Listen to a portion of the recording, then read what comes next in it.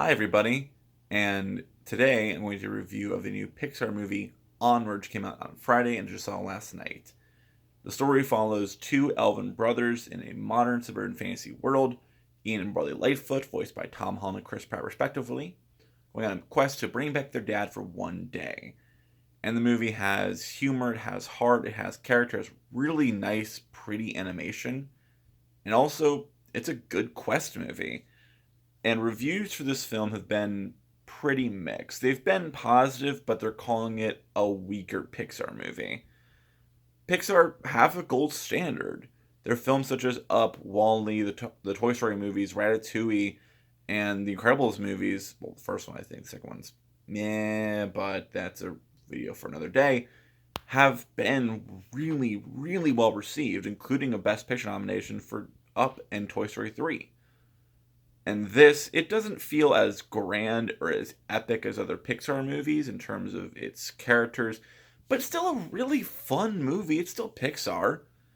It's not like level of bad where it's like, oh my god, I hate this movie. It's not like I'm watching like Norm of the North. You're watching still a Pixar movie that still has typical Pixar humor, but just a different style. There's also references. There are Easter eggs to Lord of the Rings, and there's one I saw to Slayer. If you're a metal fan or Lord of the Rings fan or both, you're gonna laugh. But what this movie really has at its core is a good story about brotherly bonding between Ian and Barley, Chris Pratt and Tom Holland. They're hilarious, but they also have this good dynamic of they feel real. They feel like you can relate to those characters because they're so well written. And what really sells it is their performance. Even Chris Pratt, whose voice is so recognizable, you can hear him as like Emmett in Lego movies or Star Lord from Guardians of the Galaxy movies. He still really, really sells the emotional scenes he has in this movie, but he's also really funny. His character is someone who plays like a D&D type game called Quest of Yore, and their whole quest is based on his history, his love of the magical, mystical arts. And Ian, the younger brother, voiced by Tom Holland, who was also great in this movie, he's more afraid, he's more cautious, but then you really see him blossom. You see him grow in this movie, and it shines. It's a really, really good performance from both the two actors.